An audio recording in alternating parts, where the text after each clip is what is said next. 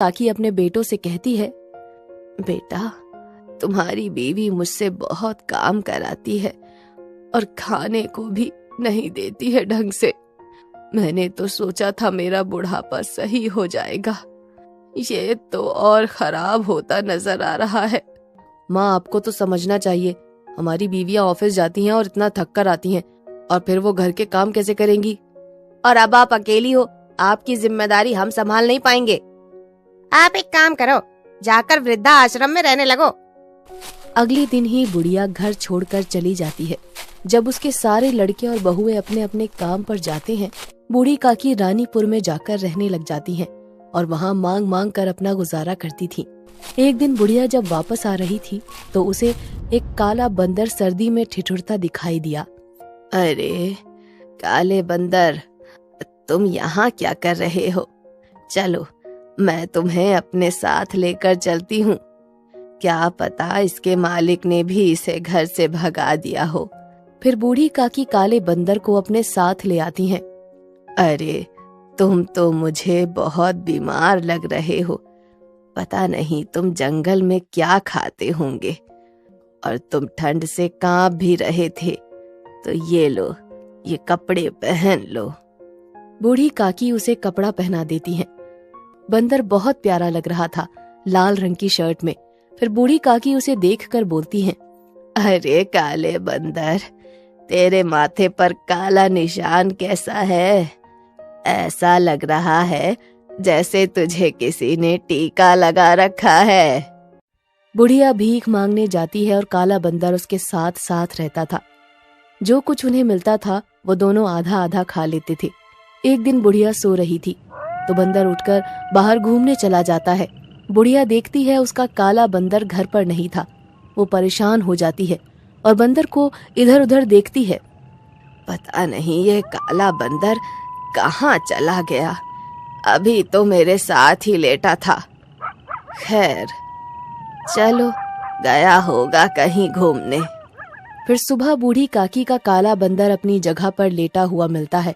तब गांव में शोर मचता है। अरे महेश के घर रात चोरी हो गई थी, उसके सारे पैसे किसी ने चुरा लिए और ना कोई आदमी अंदर आया और ना ही कोई बाहर गया, दरवाजा बंद ही था। पता नहीं किसने चोरी कर ली। पता नहीं कैसी दुनिया है, लोग क्यों किसी के घर चोरी करते हैं। मुझे देखो, मैं भी तो भीख मांग कर खा लेती हूँ, लेकिन कभी चोरी नहीं करती। फिर बुढ़िया शाम को घर आ जाती है। अगले दिन फिर गांव वाले बोलते हैं, अरे अब रामू काका के घर में चोरी हो गई है, उनके सारे जेवर किसी ने चुरा लिए। पता नहीं भाई कहाँ से कोई चोर आ रहा है और चोरी कर रहा है। फिर एक दिन बुढ़िया अपने काले बंदर के साथ बाजार में घूम रही थी तो बंदर उसके पास से भाग जाता है और एक दुकान से खाने के लिए बर्फी ले आता है। बुढ़िया उसके हाथ में बर्फी देखकर बोलती है, तू ये बर्फी कहाँ से लेकर आया है? क्या तुझे किसी ने दी है ये बर्फी? काला बंदर कुछ नहीं कहता और आधी बर्फी बुढ़िया को दे देता है। बुढ़िया काकी बर्फी खाती है और वो बोलती है, तू तो बहुत अच्छा है रे, अब तू भी खाना मांग कर ले आता है। अब से मैं घर पर ही रहूंगी, खाना तू लेकर आना। फिर वो बूढ़ी काकी और काला बंदर घर चले जाते हैं। रात में काला बंदर फिर से गायब हो जाता है तो सुबह गांव वाले बोलते हैं, अरे कामना के घर में भी चोरी हो गई है, उसके पूरे दुकान किसी ने चुरा ली है। ये चोर बहुत ही शातिर दिमाग का है। गांव वाले ऐसे ही बात करते हुए बूढ़ी काकी के घर के सामने जा रहे होते हैं तो वो देखते हैं एक सोने का हार उसके दरवाजे के सामने पड़ा था। लोग उसे उठाकर बोलते हैं, अरे ये इतना कीमती सोने का हार बूढ़ी काकी के पास क्या कर रहा है?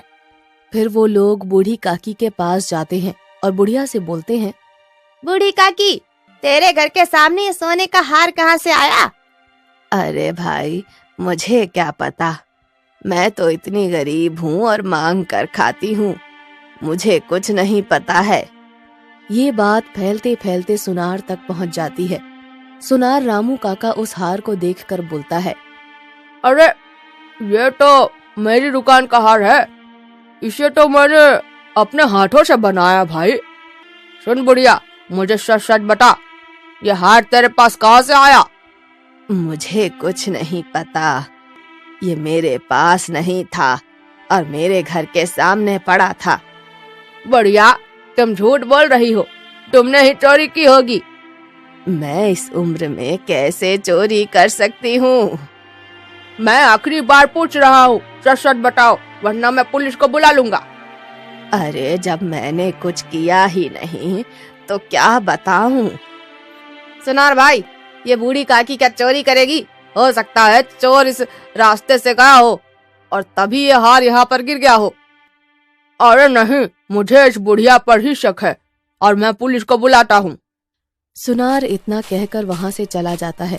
बुढ़िया को ये सोचकर नींद नहीं आती कि सब लोग उसे चोर समझ रहे थे। बुढ़िया फिर आंखें बंद करके लेटी रहती है। तभी वो देखती है उसका बंदर उसके पास से उठकर चल देता है।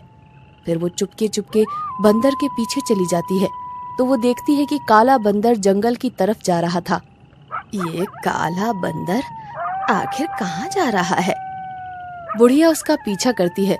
बंदर एक पेड़ के नीचे जाकर बैठ जाता है और तभी वहां पर एक आदमी आता है और काले बंदर से कहता है, अरे मेरे काले चोर बंदर, क्या हाल है तेरे? तू तो बहुत अच्छा काम करता है। जिस गांव में रहता है, जहां खाता है वहीं चोरी भी करता है और मुझे ला कर दे देता है। बूढ़ी काकी ये सब देखकर अचंभित हो जाती हैं और वो अपने घर आ जाती हैं। फिर गांव में एक और चोरी होती है। सब गांव वाले फिर बुढ़िया के पास आते हैं।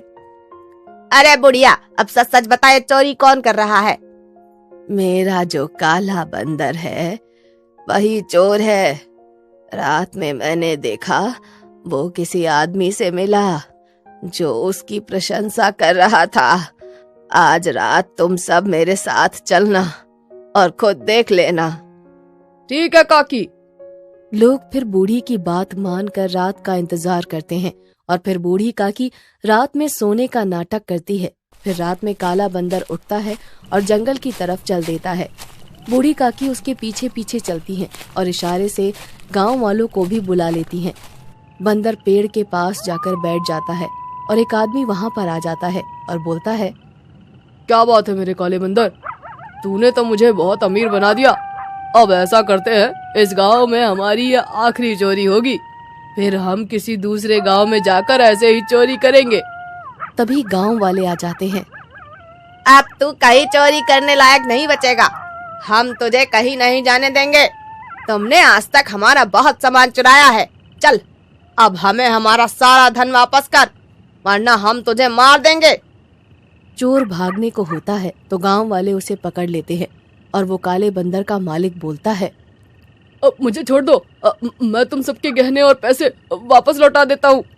फिर वो उनको एक पत्थर वाली गुफा में ले जाता है जहाँ लूटा हुआ सारा खजाना रखा था और सब गांव वालों को उनका धन वापस कर देता है। फिर लोग उसे पुलिस के हवाले कर देते हैं।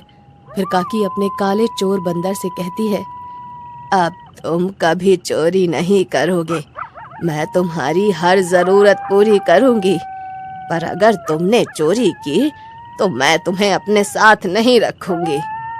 अब बूढ़ी काकी और उनका काला चोर बंदर साथ में खुशी खुशी रहने लग जाते हैं और काला चोर बंदर भी बूढ़ी काकी के साथ रहकर सुधर जाता है और लोगों की मदद करता है।